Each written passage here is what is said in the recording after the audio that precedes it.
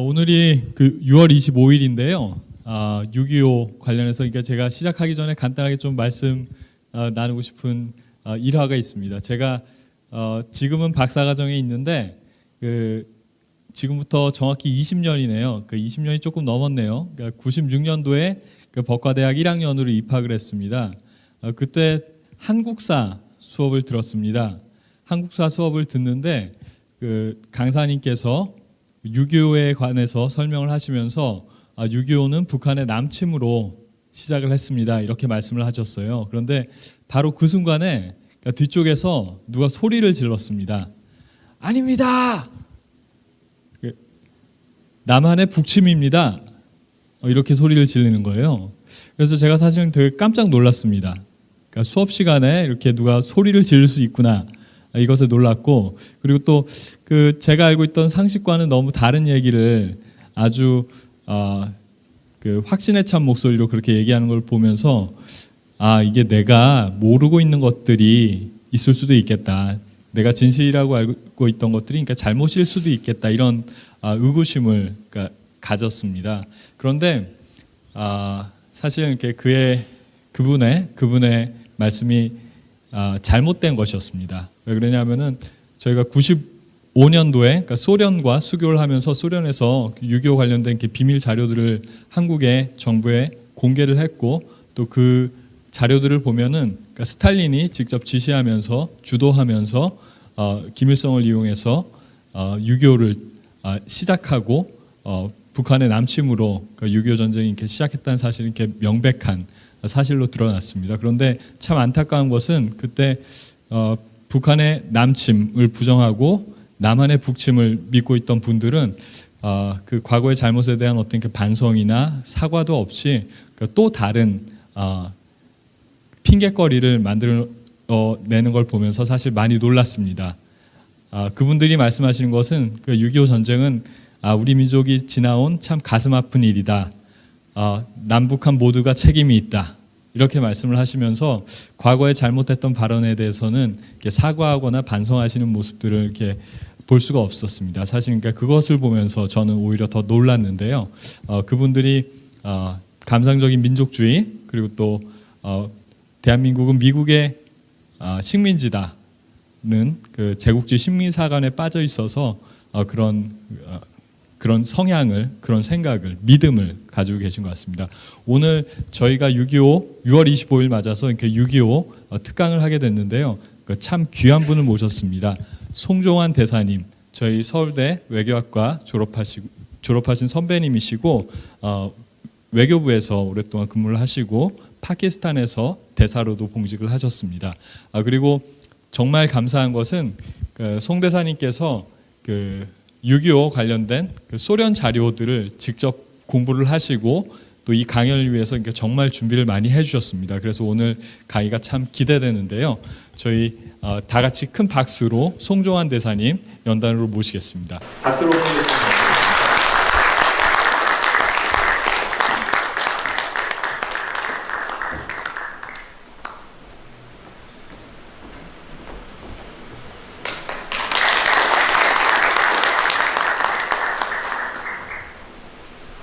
여러분 안녕하십니까?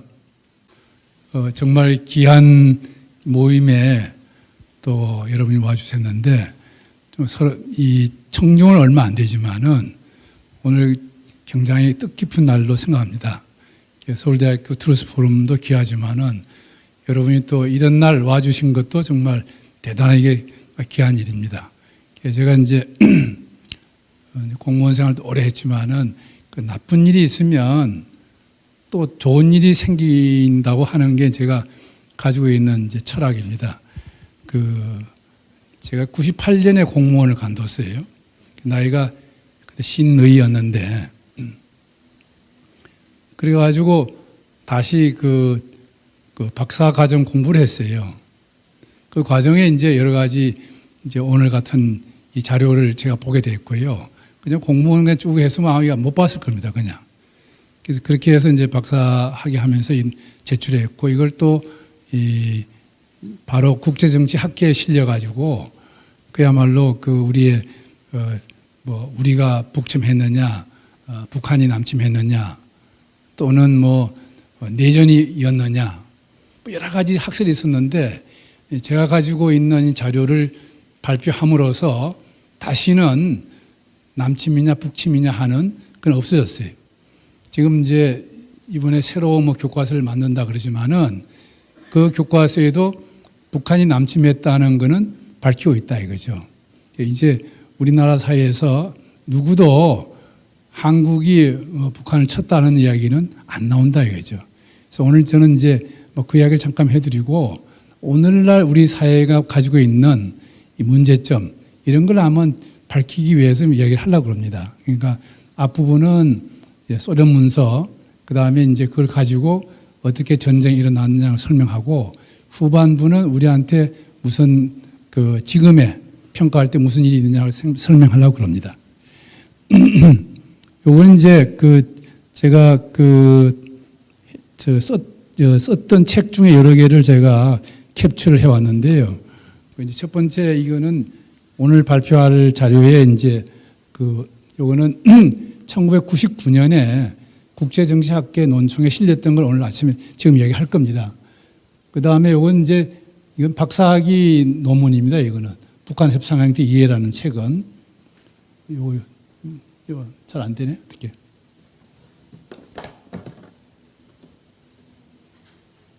이제 북한 협상 이해라는 것은 그 박사학위 논문을 풀어서 다시 책을 냈던 거고요. 언제 제가 파키스탄에 2013년 6월에 다시 대사로 가서 3년 근무했어요. 가면서 갑자기 발령 나는 바람에 제가 이걸 급히 책을 한 300페이지 책을 썼습니다. 그런 내용이고요. 이건 이제 돌아와서 또 여기 강석진 목사님과 계시는데 우리가 좀 의의 있는 일을 하자. 그래가지고 한 10대명이 극동방송하고 인터뷰를 해가지고 한 책을 막 엮었어요. 그 내용입니다. 그래서 이제 제가 가지고 있는 썼던 여러 책 중에서 그냥 제가 이 책이 좀 여러분이 읽힐만 하다 하고 생각해서 꺼낸 겁니다. 오늘 말씀드리는 순서는 자료는 공산권 자료로 본 6.25 전쟁의 재평가와 교훈 이런 내용이 되겠습니다. 러시아 측이 공개한 문서를 중심으로 합니다. 순서는 처음에 이제 왜 이 강의를 하냐. 두 번째는 스탈린의 결단에 의해서 승인에 의해서 작전 계획에 따라서 김일성이 남침을 개시한다. 세 번째는 스탈린이 한국 전쟁에 중국을 참전시켜서 애를 씁니다. 네 번째는 이제 스탈린이 전쟁과 휴전을 장기화시키려고 노력을 합니다. 그래서 이제 제가 본 6.25 전쟁 재평가라는 말을 쓰고요. 그 다음에 우리한테 주는 교훈이 뭐냐. 이제 우리가 과거에는 6.25 전쟁을 한국 전쟁이라는 말을 하고 그랬었어요. 이게 마치 한국이 뭐 전쟁 이런 것처럼 이렇게 들려요, 사실은요. 그래서 이제 아마 학계에서도 이제는 거의 6.25 전쟁 또는 북한에 의한 남침 이렇게 지금 정리가 되어 있습니다. 이제 러시아에서 문서가 공개되면서 아까 말씀드린 것처럼 이 6.25 전쟁의 북침이냐, 남침이냐, 내전이냐, 뭐 등에 대한 또 심지어 수정주의 학자들은 미국이 이 유인을 해가지고 전쟁을 했던 그런 학설도 있었어요. 이런 모든 것이 이 러시아 문서 비밀 문서가 이제 공개됨으로써 이게 다 밝혀졌어요. 그 문서를 보면 소련 외무성에서 1966년에 작성한 한국 전쟁에 관한 이런 책이 있습니다. 그 다음에 이제 휴전에 관한 협상 이런 게 소련 외무성에 만든 게 있었고요. 그다음 옐친 대통령이 1994년 6월 김영삼 대통령에게 전달한 한국 전쟁 관련 러시아 외교 문서 216건, 총 548쪽이에요. 그 다음에 이제 아카이브 오브 프레지던트, 이게 러시아 연방의 대통령실 비밀 문서예요. 이게 굉장히 깁니다. 1200쪽인데 이게 이제 어떻게 이제 구입이 되게 됐냐면 러시아가 92년 1월 달에 이제 붕괴됐어요. 소련이. 그러면서 그때 당시에 워싱턴에 있던 우드로 위슨 센터가 이 모든 문서를 가서 샀습니다. 러시아 문서로 된 거를 가지고 와서 우드로 위슨 센터에서 뭘 했냐 하면 International History Project Cold War라는 제목으로 그 영문을 발간하기 시작했어요. 그 중에 이제 여기 써 있는 게 뭐냐, 윌슨 센터 한국 전쟁 부분은 요게 밑에 있는 부분이에요. 저기 코리안 워 섹션이라는 게 되어 있습니다.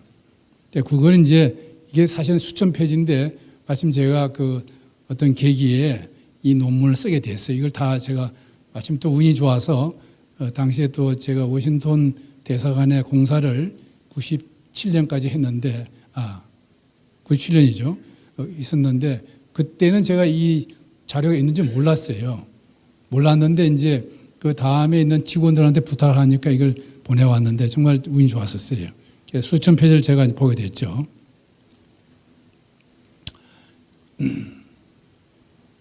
그래서 이제 쭉 말씀드린 대로 그 러시아 문서를 가지고 이제 전쟁이 어떻게 진행되고 휴전이 되고 또 우리한테 영향을 뭘 주느냐 하려고 합니다. 자, 스탈린이 말이죠.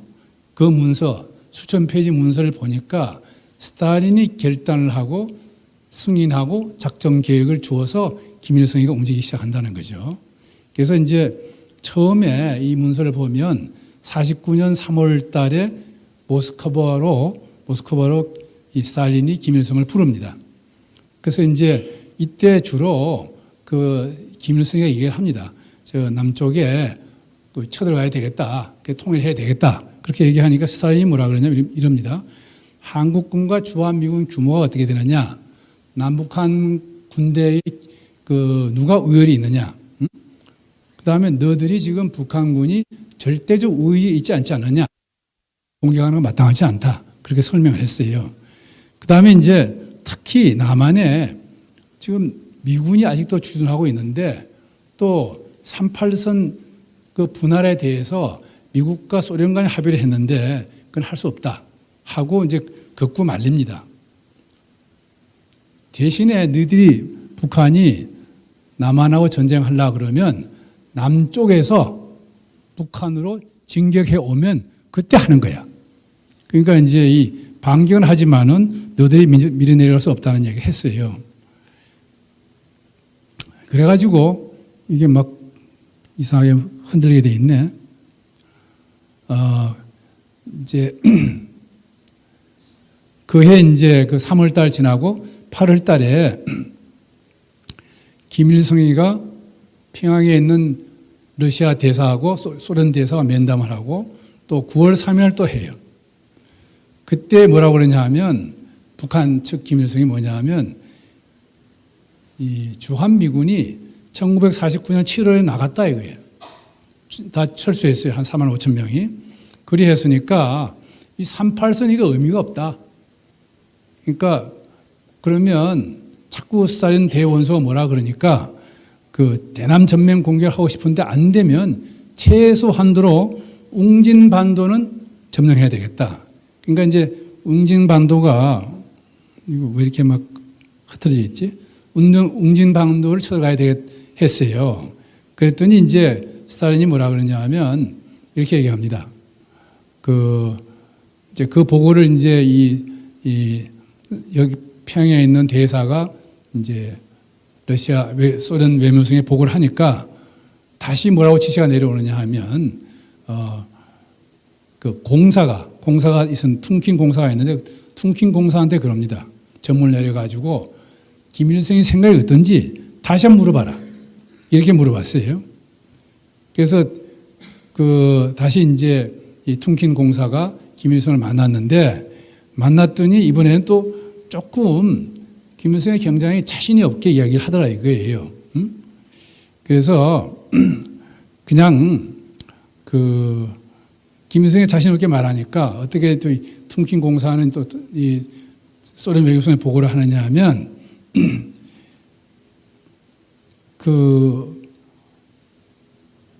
남진을 했을 경우에 미국의 강력한 군사 개입이 생긴다는 거예요. 그럼 전쟁이 장기화되고 그게 소련의 남침에는 별 도움이 안 된다. 응? 그렇게 김일성이 뭐라 그러지만은 그거 별거 아닙니다. 응? 소련에 봐서 별 유리한 게 없습니다. 그래 보고를 했어요.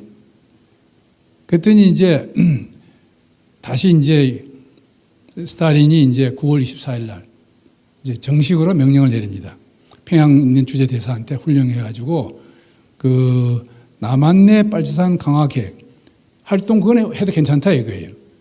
근데 웅진반도를 점령한다든가 남침한다든가 이런 건 바람직하지 않다 이거예요.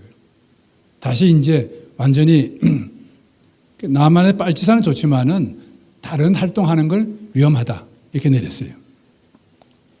그게 다시 이야기하기를 남쪽에서 올라오면 반격은 해라 반격. 그럼 니들이 웅진반도고 남침이고 이건 절대 안 된다. 이렇게 지시를 내렸어요. 또 이제 해가 베껴가지고 이제 1950년 이제 북경을 항발하는 이두연 북한 대사 이를 위해서 북한 외상이 박헌영 이 사람이 오찬을 냈는데 그때 김일성이가 이제 또 시작합니다. 평양 주재하는 참사관 2명을 접근해가지고 지금 중국이 통일 작년에 됐다. 49년 10월에 됐는데 이제는 북한이 한반도 통일을 떼다 이거 지금. 그러니 내가 그 지시 승인을 받기 위해서 스탈린을 만나러 가야 되겠다. 자기는 이 스탈린이 자기의 상사이기 때문에 상부의 규율을 지키는 사람이다 이거죠. 스탈린의 지시가 없으면 난 못한다. 그의 승인 없이는 못하니까 꼭 가서 만나야 되겠다. 또 간청을 합니다. 소련 대사관의 이 참사관들이 좀 피하는 거예요. 그러니까 김일성이 다시 슈티코프라는 대사한테 접근해요. 접근해가지고 그 작년 6월에 모 대통령이 만났는데 중국 혁명이 끝나면 중국 통일이 되면 북한을 돕겠다고 했다 이거예요 지금. 그러니까 내가 남한 공격을 할 수 있도록 스탈린을 만나게 해달라 또 조르는 거예요. 3일만 만에 나한테 시간만 3일만 주면 웅진반도를 그냥 우리가 먹고 그 다음에 이제 공격을 하면 며칠 내에 서울을 점령할 수 있다 이렇게 얘기합니다. 근데 그때 슈티코프 대사는 뭐라 그러냐 하면 작년 9월에 스탈린 대원수가 명령 내리지 않나. 남침 절대 안 되고 웅진도 안 되고 상대방이 북침해 오면 그때 같이 해라. 그때 응대해라. 요걸 다시 얘기를 합니다.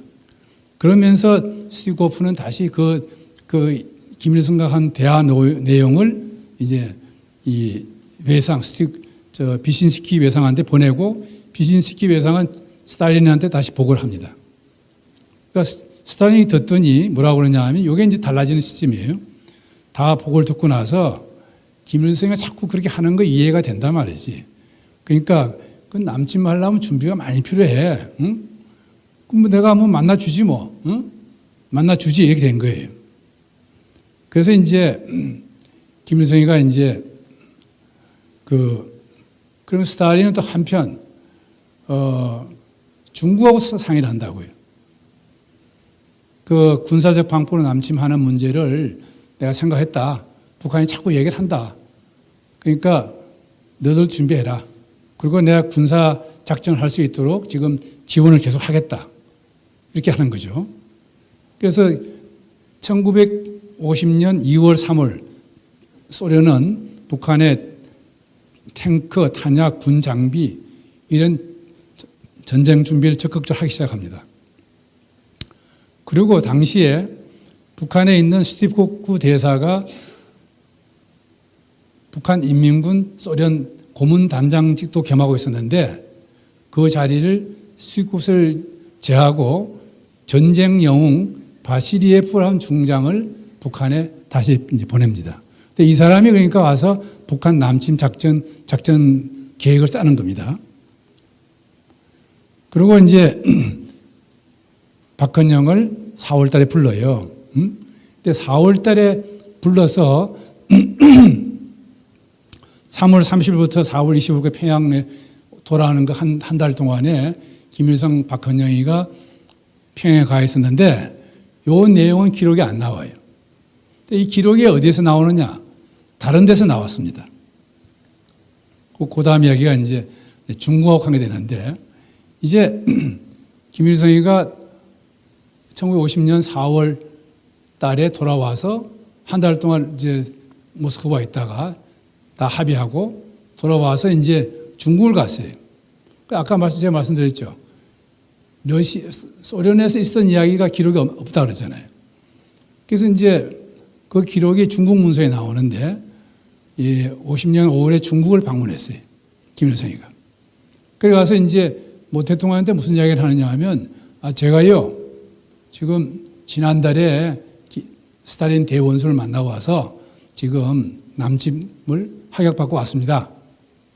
그리고 자세한 거는 또 모 대통령 동지와 상의하라고 그랬답니다. 이렇게 얘기를 하니까 모 대통령이 전문을 스탈린한테 보냈어요. 김일성이 와 이런 소리 하는데 이거 무슨 소리입니까? 그러니까 스탈린이 답을 줬어요. 5월 14일 날. 그래서 그 사람이 김일성이가 4월 달에 왔길래 회담하면서 국제 환경이 변하고 있다. 변했다. 그리고 이 북한이 통일 가업을 개시하는데 내가 동의했다. 이 문제의 최종 결정은 중국과 북한이 함께 내려야 된다. 만일에 중국 측 의견이 부정적이면 새로 합의할 필요가 있다. 이거 왜 하는 겁니까 지금? 스탈린이 지금 중국 모태동을 전쟁에 끌어넣기 위해서 하는 거예요 지금. 그러니까 4월에 불러서 김일성하고 얘기하고 또 5월에 이제 그 모태동을 만나러 가고 김일성이가 그 사이에 이제 이런 이야기가 왔다 갔다 하는 거죠.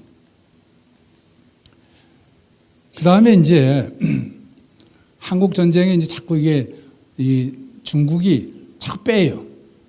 금방 안 들어온다고요. 그러니까 50년 이 전쟁이 시작된 이후인데 중국 주재 로신 대사를 통해서 또 외상한테 조은래한테 편지를 보냅니다. 적군이 한국군과 유엔군이 38선을 넘으면 북한군을 돕기 위해서 중공군 국외 사단을 한만 국경지대에 집결시키는 게 타당하다. 이때 공중 엄호를 소련이 하겠다. 또 모태동에도 다시 또 이제 약속을 합니다. 그게 국외 사단을 가면 내가 제트기 204대 구성된 1기 항공사단을 보내고 2, 3개월간 중국 측 조종사 훈련을 시킨다 이거예요. 비행기를 보내가지고 중국 조종사들이 한다는 거죠. 실제로는 소련 비행사들이 전쟁에 참가했어요.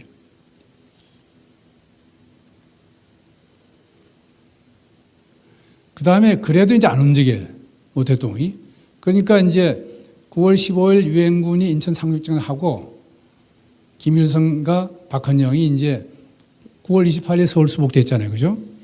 9월 29일 날 김일성 박헌영이가 다시 스탈린한테 편지를 보내는 거예요. 적군이 38선을 돌파한다 이거예요. 그러니까 소련군하고 중국군이 빨리 의용군을 조직해서 우리를 도와달라 하고 스탈린에게 편지를 보내요. 스탈린은 그 편지를 받자마자 이게 거의 새벽에 받아가지고 그냥 금방 답을 하는 겁니다. 새벽 2시 50분에 편지를 받아가지고 그 편지를 보내기를 받고 3시에 답을 보냈어요. 모 대통령과 주얼라한테 빨리 5, 6개 사단을 말이지 38서 방향으로 빨리 보내라. 지금 자꾸 중국 보고 재촉을 하는 거예요. 모 대통령은 뭐라 그러냐 하면 우리가 준비가 부족합니다.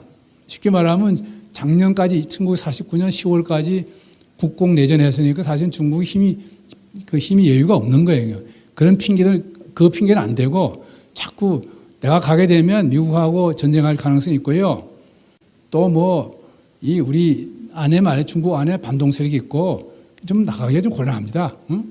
좀 시간을 좀 보시죠. 이런 식으로 답을 자꾸 하는 거예요.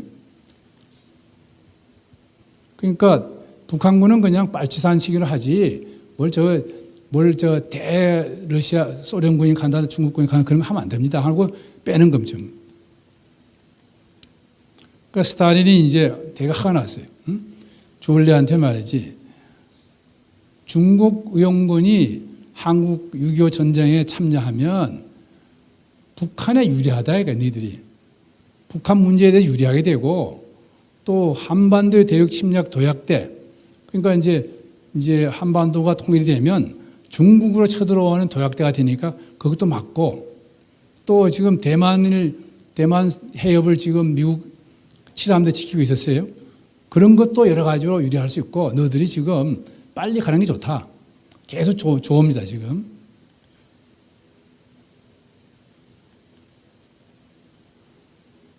그래서 빨리 자관 그 국외 사단을 보내라. 그리고 이제 평양에 있는 대사한테도 막 쫄릅니다. 지시를 하고. 이게 아까 말씀드린 제가 수천 페이지 본 논문의 그 비밀 전문에 있는 겁니다.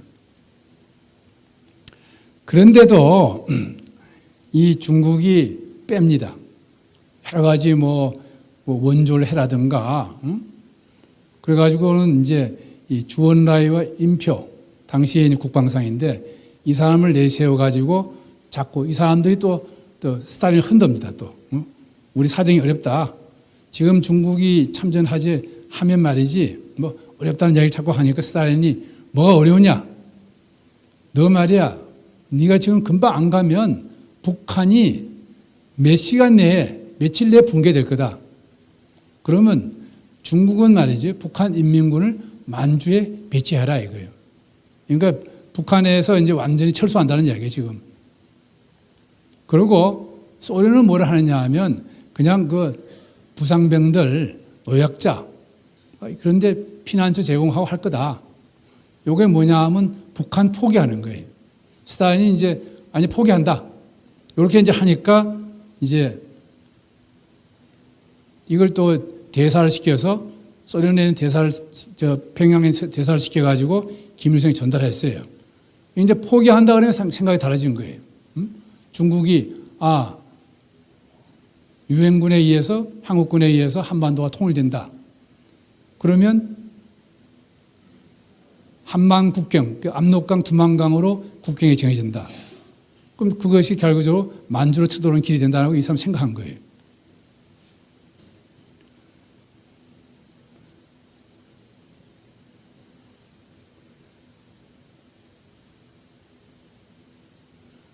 그 다음에 스탈린은 말이죠. 그러니까 유엔군이 상륙하고 서울 수복하고 그러니까 책가다 뭘 하냐 하면 정전협정을 휴전을 하려고 그러는 거예요. 그러니까 이제 항상 생각이 뭐 북한을 생각한다, 중국을 생각 그런 거 없어요. 항상 자기 중심이에요. 자기 나라에 이게 이익이 되나요? 그래서 휴전을 한다. 이렇게 했어요. 그런데 그때 유엔 국가, 유엔 총회 이런 데는 거의 미국과 영국이 주도하는 상태였어요. 이때는 소련이 제시한 휴전안을 부결했어요.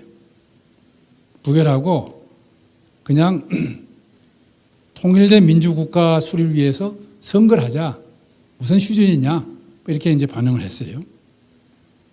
근데 이게 이제 자기가 셀 때는 휴전을 반대하고 자기가 약하면 이제 휴전을 제의하고 그래요. 지금 소련이 지금 약하니까 했고요. 그 다음에 이제 유엔이 셀 때는 또 자기가 반대하는 거예요. 그러니까 결과적으로 이건 제가 왜 이걸 자꾸 하느냐 하면 내가 힘이 있어야 된다는 거예요. 전쟁을 안 하나 내가 힘이 있어야지 남한테 휘둘리면 그 사람들 마음대로 간다는 거예요. 그 다음에 이제 중국군이 압록강을 도항해서 온다 이거예요. 그러니까 이번에는 영국하고 스웨덴 대표 유엔 사무총장이 정전을 할 것을 제의하는 거예요. 또 내가 약해지니까 우리 쪽이. 그래서 주얼라이는 이제 그때 이 사람이 주얼레가 이제 외상이죠. 그러니까 이 사람이 그 휴전안을 만들었어요. 여러 가지 조건을 자기들 유리하게. 그러니까 한반도에서 외국군이 철수하고 대만 해협에 미군 철수하고 한국 문제에 한국인이 스스로 한다. 중국 정부 대표 유엔 참여, 대만 정부 대표 축출하고 이런 등 해가지고 해서 이 스탈린에게 물어봤어요. 이렇게 휴전하려고 그럽니다. 그러니까 스탈린이 용서했겠어요? 뭐라 그러냐면 당장 다른 소리 합니다. 스탈린은 뭐라 그러냐면 그 유엔에 있는 이제 대사한테 보내가지고 미국이 지금 자꾸 후퇴하고 있는데 뭐하러 휴전하나? 지금 주얼레가 정신 나갔다. 휴전 없어. 계속 전쟁해. 이렇게 답을 합니다. 또 주얼레한테 또 다시 또 자기가 스탈린이 또 편지를 보내요. 비밀 전문을. 서울이 아직 해방 안 됐는데 중국 측이 무슨 카드를 모든 카드 4개인가 냈죠. 몇 개. 그런 걸 내느냐. 저 미국이 불편하게 유엔이 어려울 때 그 정전 휴전 조건을 보고 생각해봐라 이거예요 지금. 그 다음에 유엔이 다시 1951년 1월 10일 날 정전 제안을 이제 할 때 주원아이가 이제 또 스탈린에게 물어봅니다. 이렇게 하려고 그럽니다. 휴전을 하고 싶습니다. 그랬더니 대박 모태통에 답을 써가지고 야 지금 말이지 너들이 언제 미국과 큰 나라하고 전쟁 연습을 하겠느냐. 이번 기회에 연습을 해가지고 좀 키워라 힘을. 그러니까 남의 자기 중국 사람이 죽는 건 생각 안 하고 전쟁을 자꾸 끄는 겁니다 지금. 그러니까 전장에서 현대전 연구할 기회가 언제 있겠느냐. 전쟁 좀 계속 해라. 그 지금 트루만 정부가 말이지 계속 밀리니까 체면이 꾸겼는데 이때 우리가 세게 나가야 된다. 응? 왜 이렇게 한국 전쟁을 빨리 끝내려고 그러냐. 시간 좀 끌어라. 이렇게 얘기하는 거죠. 51년 7월부터 53년 7월까지 2년 동안 이제 정전 협상을 판문점에서 합니다.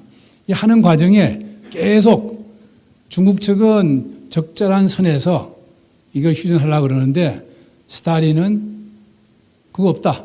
계속 전쟁하는 거다. 이렇게 얘기했어요. 휴전협정에 미국이 필요하지. 너들 중국과 북한이 뭘 급하나. 뭐가 그렇게 급하나. 그러니까 협상에 조기 종결 하지 말고 계속 전쟁하길 권하는 거죠. 그럼 전쟁은 언제 끝나느냐? 1953년 3월에 스탈린이 사망을 합니다. 이건 누가 암살했다는 말도 있고요. 확실히 누군지 모르겠어요. 그러고 나서 2주 이후에 3월 19일 소련 강요회의는 6.25 전쟁을 종결토록 결정을 했어요. 그래가지고 어떻게 됩니까? 7월 27일 날 휴전협정이 발효가 됩니다. 그러니까 이걸 보면 이제 저 결론을 좀 내고 싶은데 전쟁을 평가해보면 이 한국 전쟁, 6.25 전쟁은 스탈린이 계획하고 감독하고 김일성과 모태동이 주연과 조연을 맡습니다. 스탈린이 감독이고 김일성 주연이고 모태동이 조연이다 이거죠. 그러니까 일반적으로 사람들이 6.25 전쟁은 김일성이 일으켰다 이렇게 얘기합니다. 그런데 그런 것보다는 전쟁은 김일성이 일으켰지만은 그걸 승인하고 계획하고 감독한 사람은 스탈린의 전쟁이라 그런다 이거죠. 왜 그러냐 하면 1949년 기간 중에 제가 본 문서에 보면 남침에 대해서 이 스탈린한테 간청하는 전문이 48번 있었어요. 그때마다 스탈린이 노해서 전쟁이 안 일어난 거예요.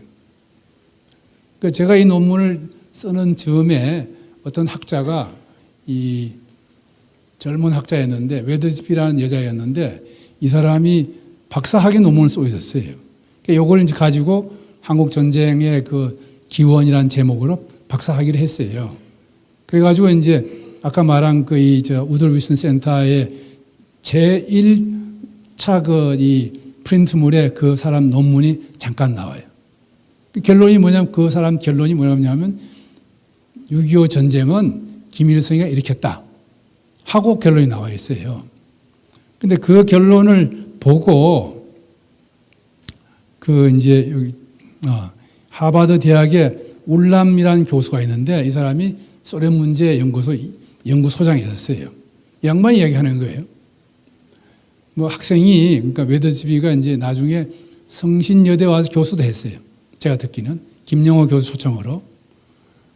그러니까 울람 교수가 학생이 박사 한다고 고생 많이 했는데 그 열심히 한 건 뭐 그 하버드 박사를 하지 않았고 딴 데서 했어요. 어디 저기 무슨 뭐 플로리다 무슨 주립대학은 그래요.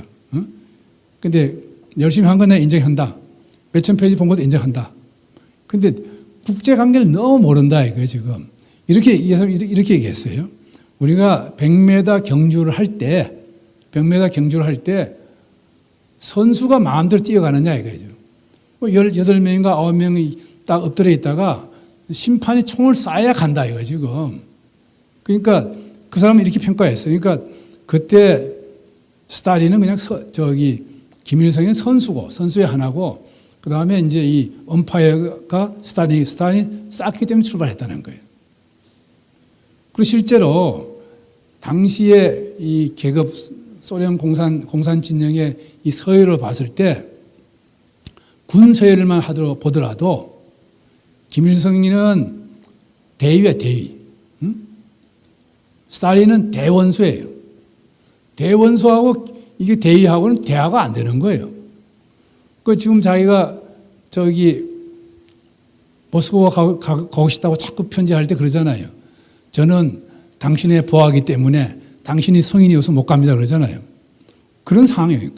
그러니까 우리가 이제 전쟁을 뭐 그야말로 민족 성장을 일으킨 건 김일성이 맞지만은 전쟁의 감독은 스탈린이다 이거죠. 그렇다고 결코 뭐 김일성의 전쟁 역할 약화하는 건 아니에요. 세계 공산화를 하기 위해서 또 미국과 싸워야 되고 또 근데 2차 대전 때는 어떻게 했죠? 미국과 소련은 연합군으로 동맹국이에요. 여러분 아시죠? 소련이 독일하고 전쟁하는 무기의 대부분은 누가 대줬다고요? 미국이 대줬어요. 그게 이제 2차 대전 끝나고 나서 갈라지게 되는데, 그러니까 스탈린이 이제 완전히 세계 공산화를 위해서 미국하고 싸우는 그런 걸 염두에 두고 있는 거예요. 여기 한 가지 더 중요한 거는 이제 중국을 또 생각했어요. 이제 사실은 스탈린이 모태똥을 보기를 아주 뭐 나쁘게 말하면 아주 형편없는 사람을 생각했어요. 그냥 그 농업혁명을 하는 그런 사람 중에 하나다. 공산주의 공짜도 모르는 사람이다. 굉장히 무시했어요. 그리고 스탈린이 중국의 양자강을 중심으로 해가지고 이걸 분단시키려고 노력도 했어요. 또 하나는 중국의 이 중국 주재 소련 대사가 이 장개석 총통이 대만 가기 전날까지 그 사람을 따라다녔어요. 모태똥을 따라다니지 않고. 그러니까 러시아, 소련에서 볼 때는 당시에 그 모태똥은 아무것도 아니고 장개석이가 그러니까 정통 정부다 이거죠. 원조도 무지하게 했어요. 또 이 만주를 점령했을 때 처음에 이 모태통 군대가 접수하려고 그랬어요. 그래서 소련이 지시해가지고 넌 시골로 가. 그래가지고 장개석 정부가 또 무기를 반환받았어요. 그러니까 스탈린이 생각할 때는 중국은 아무것도 아니에요. 그때 당시에는. 그런데 이제 통일이 되고 나니까 중국 통일되고 나니까 이게 스탈린이 볼 때 모태똥이 달리 보이는 거예요. 그래서 이제 별 걱정을 이제 다 합니다. 이게 가만 놔두면 이제 그러고 나서 중국이 곧이어서 영국하고 수교를 했어요. 대사급 수교를 했어요. 그러니까 저거 가만 놔두면 중국이 미국하고 수교한다는 거예요. 자기가 생각하는 그 여러 가지 세계 전략에 맞지 않는 거예요. 그러니까 중국을 어떻게 하든지 전쟁에 넣어가지고 전쟁 계속 하게 하고 또 오래 하게 하고 그리고 미국의 힘을 빼게 하고 중국도 힘을 빼게 하고 이게 이 사람의 목적이에요. 그러니까 49년에 김일성이가 3월 달에 가고 8월, 9월에 중점적으로 남침하겠다 얘기했을 때 소련이 노했잖아요. 10월 딱 되면 생각이 달라진 거예요. 49년 중국이 공산화 통일되면서 그때부터 이게 이 공산주의를 다스릴 때도 중국을 좀 견제해야 되고 또 세계 전쟁을 세계 공산을 위해서도 미국을 하기 때문에 이게 중국을 써야 되겠다 된 거예요. 참전 예상되는 미국 중국의 그 국력을 이제 약화시키고 말이죠. 또 중국의 대서방 관계 개선을 저지하려고 그러고. 그러니까 중국이 통일한 이후에 바로 영국하고 수교했어요. 그거 이제 그러면 미국하고 되지 않겠다 생각한 거예요, 또. 또 한편은 아까 말씀드린 전 세계 공산을 하기 위해서 김일성을 이용해서 이 공산주의의 남진을 막는 그런 걸 막는 걸 이제 미국 중심으로 하니까 그걸 한번 부셔보겠다. 당시에 구라파에서는 공산주의가 그리스를 먹으려고 그랬어요. 그 다음에 이제 중동에서는 이란을 먹으려고 그랬어요. 이런 것이 그러니까 연결선상에 봤을 때 미국이 다 염두를 두고 이제 그걸 저지하고 그러니까 한반도에서 미국을 한번 부셔보자 하는 생각도 가지고 있었어요.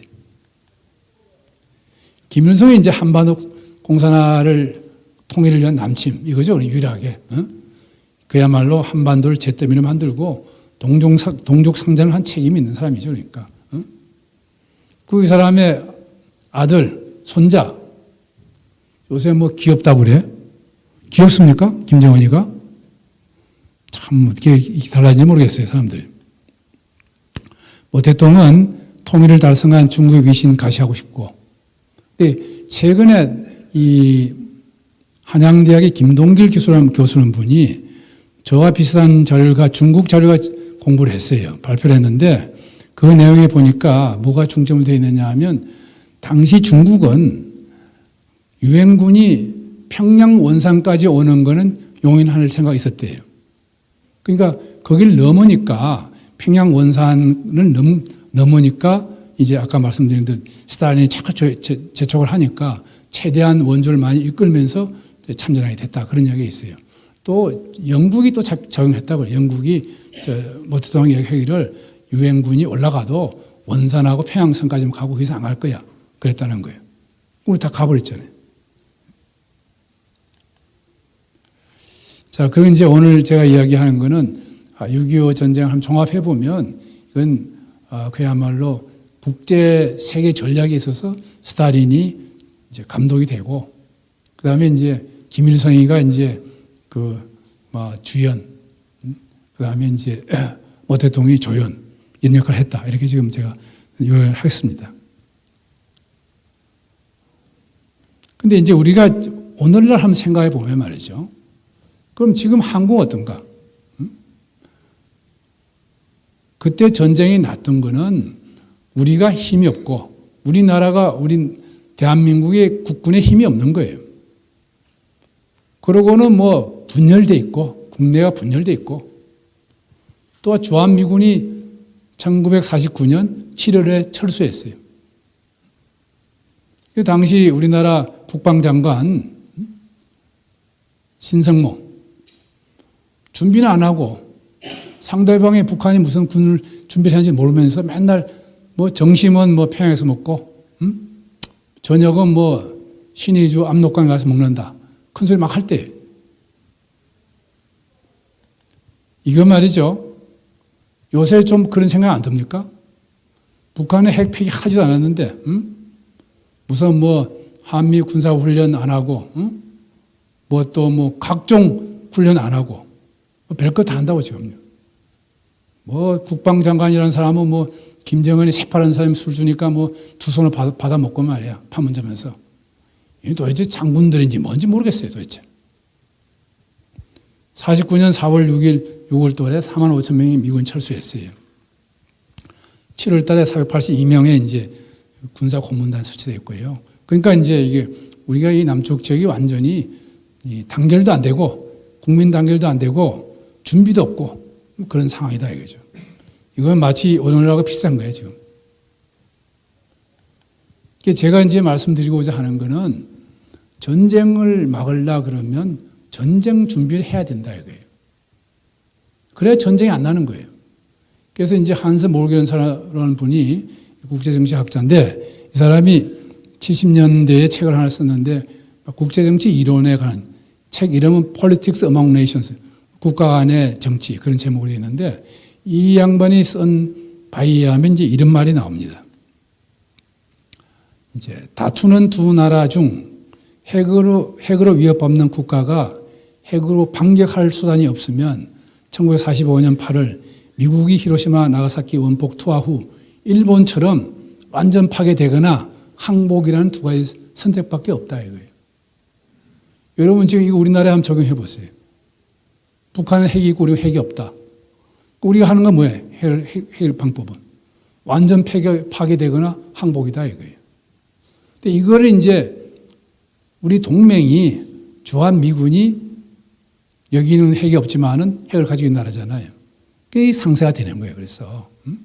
그래서 이게 앞으로 미 북한 간의 회담이 어떻게 전개될지 모르겠지만 만일에 북한 핵 동결 수준, 지금까지 북한이 가진 핵은 다 인정하고, 그 다음에 그 선에서 그냥 북한 핵 문제를 해결한다. 그랬을 경우 어떻게 해야 되느냐? 우리는 이걸 해야 돼요. 전술 핵 배치를 하고 단독 핵 무장을 해야 돼. 이건 미국 사람들 얘기해야 돼요. 이거는 역사적으로 여러 군데 그런 일이 있어요. 여러분 파키스탄이 핵무기 개발할 때 나중에 설명하겠지만 미국이 무지하게 방해했어요. 그런데 미국의 군인이 필요하니까 핵무기 개발한 거 한마디도 안 했어요. 아프간 전쟁 수행하기 위해서 미군이 파키스탄 땅이 필요한 거예요. 그 다음은 말 안 하는 거예요. 지금 만일에 북한이 핵이 있고 우리가 없게 된 상태에서 끝나면 이 문제 우리가 해결해야 돼요. 그러니까 6.25 전쟁 때 이승만 대통령이 어떻게 했습니까? 방공포를 석방시켜가지고 나중에 휴전 이후에 한미의 상호방위제를 만들었잖아요. 그런 지도자 하나 나와야 돼, 지금. 자꾸 이게 말로서 뭘 하려고 하면 안 됩니다. 그래서 제가 보건대는 우리나라의 국가 안보를 위한 결기 있는 지도자, 결심과 이에 대한 국민의 성복과 희생이 있어야 돼요. 나를 지키려고 하면 그런 게 있어야지. 남한테 갖다 주고 빌고 이게 됩니까? 안 된다는 거예요. 지금 제 결론은. 제가 그래서 인도 파키스탄 예를 한번 들어보겠습니다. 인도 파키스탄은 1947년에 영국에서 독립됐어요. 3번 전쟁하고 핵무기를 서로 가지고 있고 지금도 국경 분쟁을 하고 막 그래요. 이제 이 사람들은 이제 남북한도 이제 거기 식민지에서 벗어났지만은 얘들도 우리처럼 분단이 됐지만은 통합을 원하지 않아요. 파키스탄, 인도는 자기들이 통합해야 되겠다 생각이 전혀 없어요. 근데 그 사람들은 지금도 전화하고 여행하고 다 해요. 서로 적대국이에요. 인도 대사가 이제 저하고 골프 친구였는데 얘가 골프 치면 인도 파키스탄에 있는 경찰 정보기관 따라와요. 새벽이고 밤이고.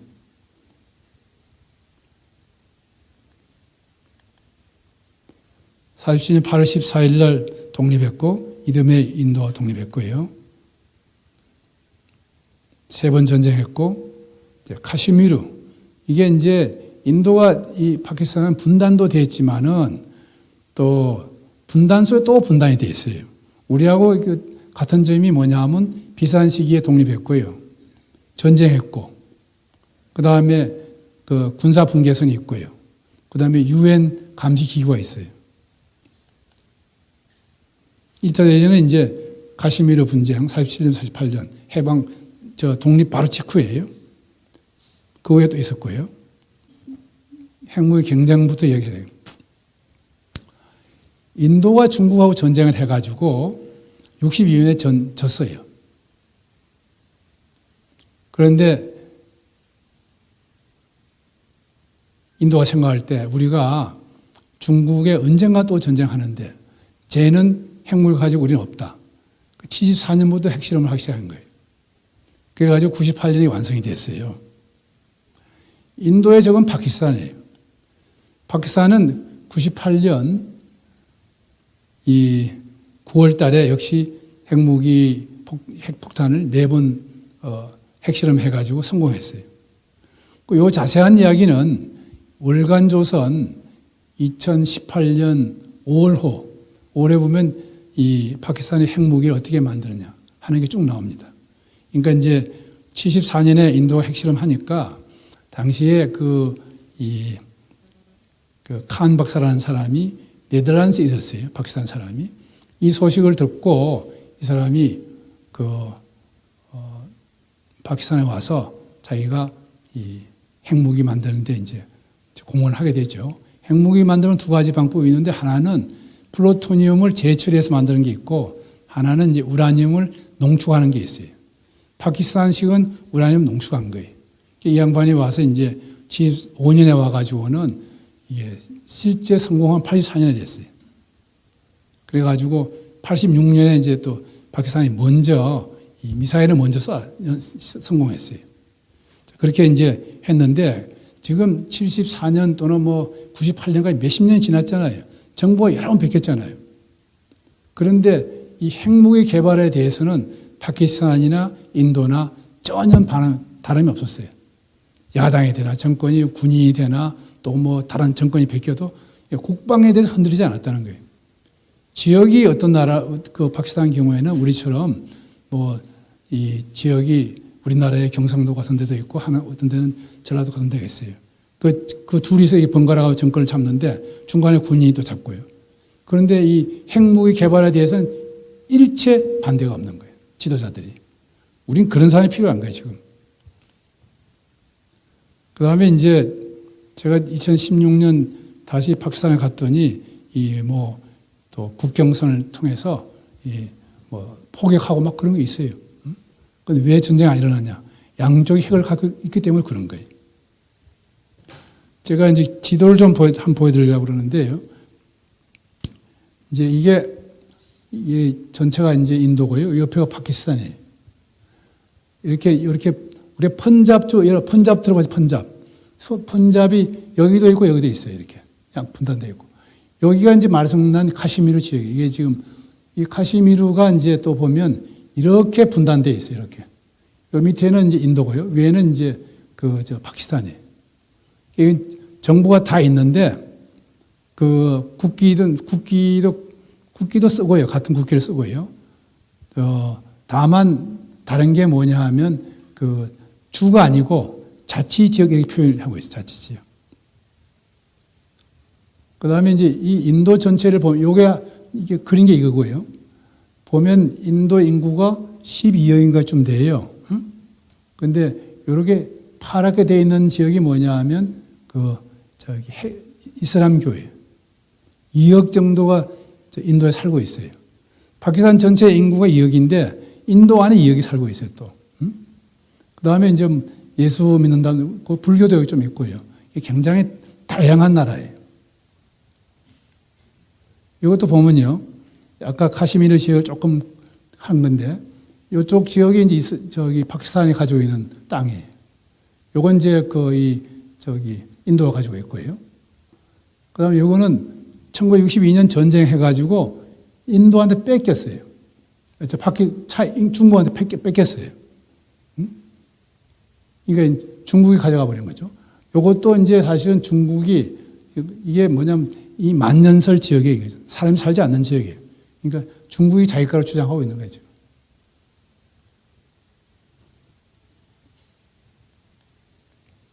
그리고 이제 아까 말한 대로 이렇게 군사 분계선이 있는데 이렇게 이제 파키스탄에도 이제 하나 있고 이 본부가 있고 여기 있고 그래요. 제가 있을 때는 이제 우리나라 투스타가 감시 단장으로 사령관으로 와 있었어요. 그래서 이제 제가 자꾸 길게 말씀드린 이야기는 뭐냐 하면 우리나라에 뭔가 좀 결기 있는 지도자가 있어야 된다는 거예요, 지금. 때만 되면 자꾸 가서 뭐 양보하고 협상하고 할 일이 아니라 74년 5월 18일 말이죠. 잠재적 적국 인도가 최초 핵실험했을 때 파키스탄의 총리가 줄피카르 알리 부토 파키스탄 총리였는데 이 사람은 여러분 부토 총리라고 여자 총리 있죠. 그 총리의 아버지. 그 아버지인데 이 사람은 이제 우리가 봐서는 조금 사회주의자예요. 이 총리는 결국 몇 년 다스리다가 그 군 혁명에 의해서 교수형 당했어요. 이 사람이 그랬나 이 인도가 이걸 하니까 뭐라 그랬냐 하면 풀만 먹는 한이 있더라도 핵무기 개발하자 이렇게 얘기를 했어요. 국민들한테 호소를 했어요. 그 다음에 이제 그 86년 핵 개발 성공하고 86년에 또 이제 4월에 이 핵무기 운반 장거리 탄도 미사일 시험에 발사 성공했어요. 인도는 못하고 이제 파키스탄을 했어요. 그때 대통령이 하크 대통령인데 이 대통령이 라지브 간디 총리, 간디 총리의 아들이죠. 그러니까 총리한테 그랬어요. 우리도 이건 보복 능력이 있다. 응? 앞으로 너들이 그런 실수를 하게 되면 너도 당한다. 응? 핵전쟁의 비용과 피해를 감당할 수 없게 되어 양국 간 큰 규모의 전쟁을 안 한다 이거예요. 그러니까 이 이야기가 뭐냐 하면 우리가 남북한 간에 적용하면 북한이 2000년도 들어서 이 연평도 천안함 별의별 짓 다 했잖아요. 마음대로 하는 게 왜 그렇게 해요? 저 사람들은 핵무기를 가지고 우리가 없기 때문에 그런 불장을 한다 이거예요. 우리가 말은 그러죠. 0점 타격한다 그러는데 하나에 안 하잖아요. 응? 이게 준비가 없기 때문에 그렇다 이거 지금. 그래서 그렇지만 이제 북한이 핵 폐기하고 군사적 긴장 완화와 평화 정착을 하게 되면 남북한 관계에 적극적으로 참고할 필요가 있다고 생각합니다. 이게 전제가.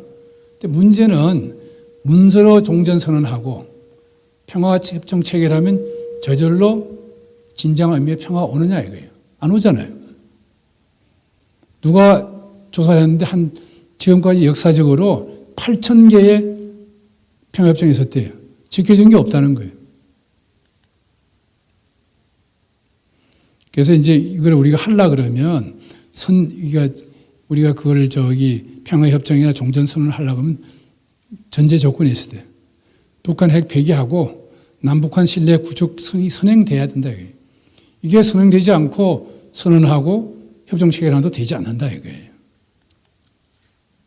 그래서 제가 이제 제시하는 건 뭐냐 하면 나는 우리 정부에 있는 사람들이 공부를 안 하는 거 아닌가 싶어요. 안 하거나 그냥 포기한 건지.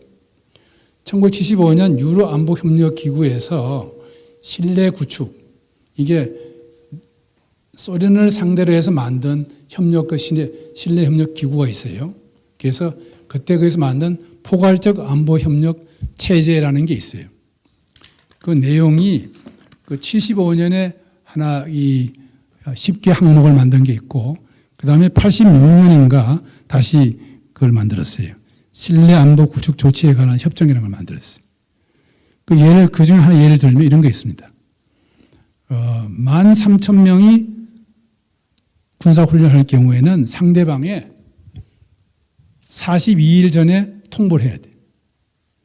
그 다음에 4만 명 이상이 군사훈련에 들어가면 1년 전에 통보해야 돼. 7만 명 이상이 군사훈련에 들어가면 2년 전에 통보해야 돼. 그리고 훈련할 때 와서 보는 거예요. 참관한다 이거예요. 이런 시스템이 돼야지. 이런 거 안 하고 그냥 문서로 그냥 종전선언했다. 안 되는 거죠. 이런 걸 좀 정부에 있는 사람들 연구를 좀 해가지고 북한한테 제시도 하고 이렇게 해야 되는데 지금 다 젊은 사람들 안 하는 것 같아요. 그 다음에 요게 이제 그 그림이네. 우리가 그저께 금요일 날 보니까 북한이 무슨 지난번 군사회담 할 때 이렇게 했다는 거예요. 여기 이 군사 분계선 60km의 60km 전후방을 비무장하자는 거예요, 지금. 거기 있는 뭡니까? 장사정포 북한을 빼고 우리도 다 뺀다는 거예요. 아니, 비무장지대 2km 안에 있는 것도 못하면서, 이거, 이렇게 되면 어떻게 돼? 이게 지금 아마 파주까지 내려올 겁니다, 이 선이. 서울은 한 20분 만에 오는 거예요, 그러니까. 이런 건 말도 안 되는 소리지, 그러니까. 제가 근거하는 거는 그야말로 그런 군사훈련의 경우에 먼저 신뢰 안보 조치를 해놓고 이런 걸 한다, 이거예요, 지금. 비무장지대 4km 하고, 또 판문점 안에 있는 그거, 조인트 시큐리티 그것도 하고, 비무장지대 하고, 그 다음에 여기 하고 그래야지. 그건 아무것도 안 하고, 핵무기도 폐기 안 하고, 그 선언한다, 선언. 선언이 됩니까?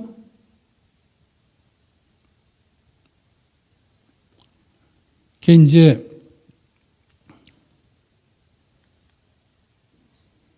이게 그거네.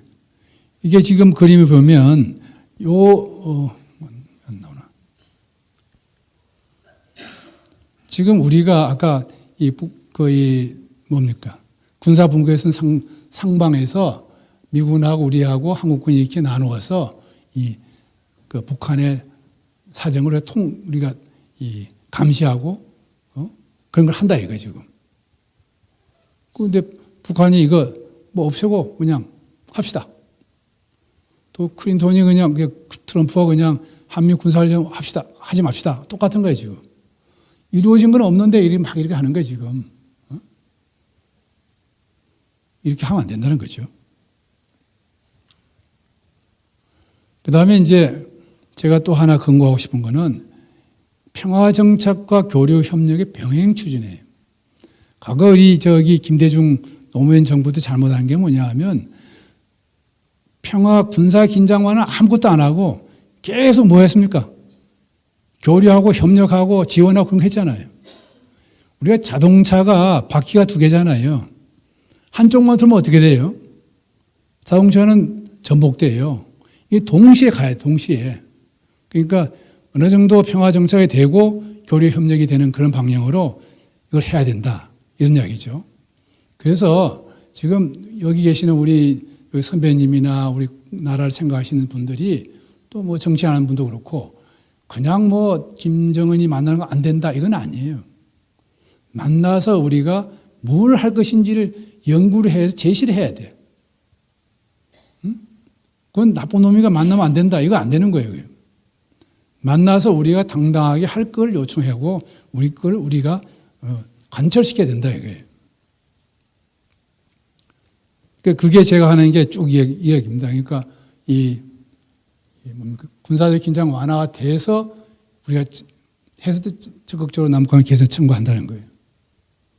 그 다음에 군사적 긴장 완화도 이게 이미 구라파에 있는 유럽 안보 협력 기구에서 만든 신뢰 안보 구축 조치가 있다 이거예요. 그걸 공부하자 이거예요. 제시하자 이거죠. 그 다음에 교류 협력도 그냥 당장 하자는 게 아니고 군사적 긴장화가 되는 걸 보고 하자 이거죠.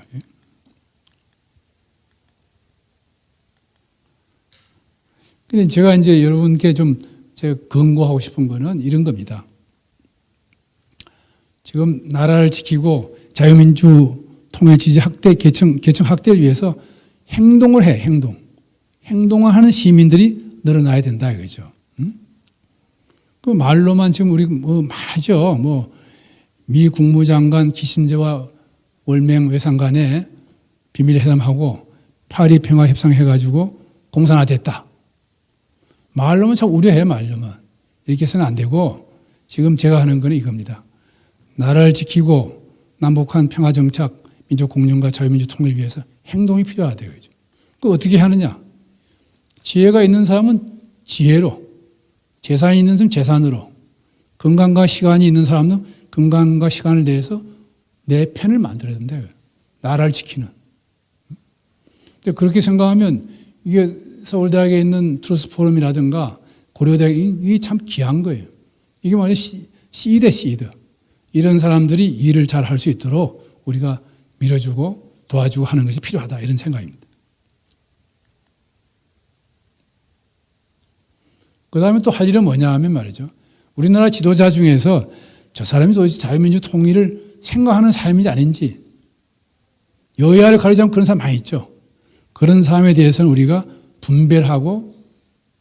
분별해서 지원하고 실타를 해야 돼요.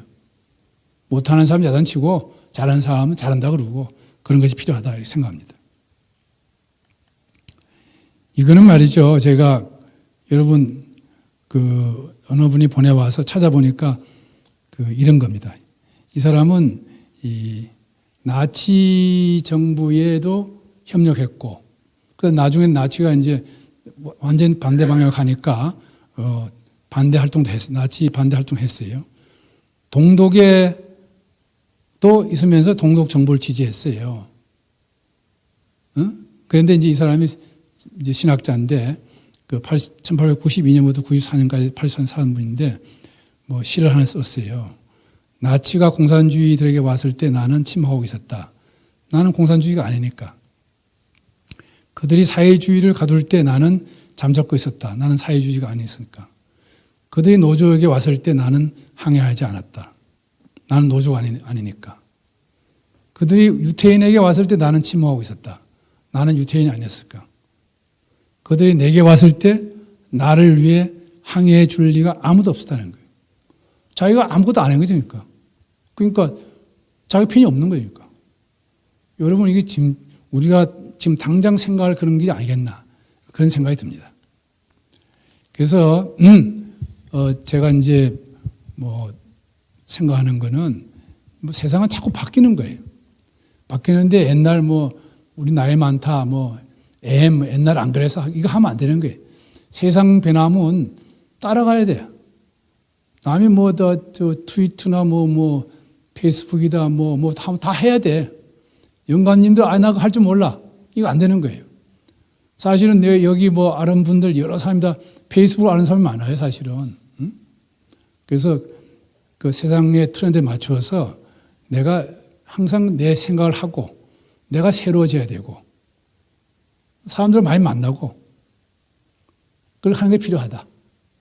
그 다음에 두 번째는 뭐냐 하면 이게 지금 사실은 참 제일 어려운 건데 우리가 이제 뭐 옛날에 무슨 뭐 회사 회장을 했다, 뭐 사장을 했다, 뭐 대학 총장을 했다, 뭐 장관을 했다, 뭐 대통령을 했다, 뭐 성공한 사람이죠. 그러니까 나는 이 사람들이 나는 성공의 눈이 그게 아니에요.